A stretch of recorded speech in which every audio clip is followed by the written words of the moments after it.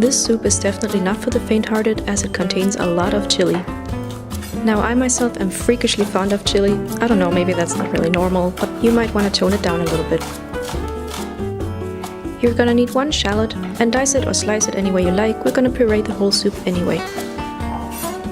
You're also gonna need a chili such as a habanero or a Scotch bonnet, anything that is not just spicy but has a slight fruitiness to it.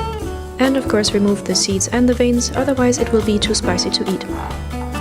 And a little piece of advice, don't add the whole chili right away. If it's not spicy enough for you, you can always add more later. And of course you're gonna need some corn. Fresh corn has the best flavor, but if you can't find it, you can always use the canned or the frozen one. And remember that especially when buying corn, do yourself and everyone else a favor and buy organic. Now all you need to do is just cut the kernels off of the cob, and again, it doesn't have to be pretty.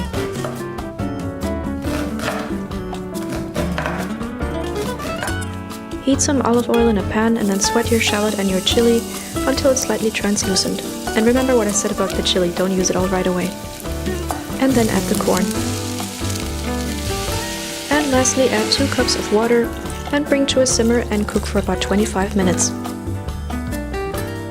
Also, you need to season it with a little bit of salt, but be careful with the pepper since the soup might be spicy enough already.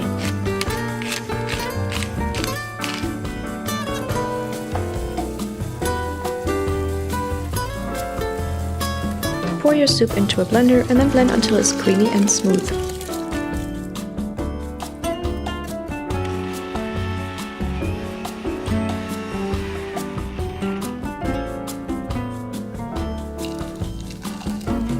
And then pour it back in the pot.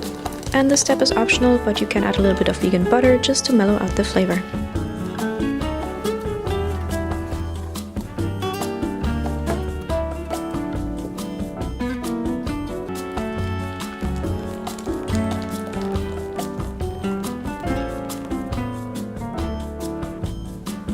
Garnish your soup with some fresh or toasted corn.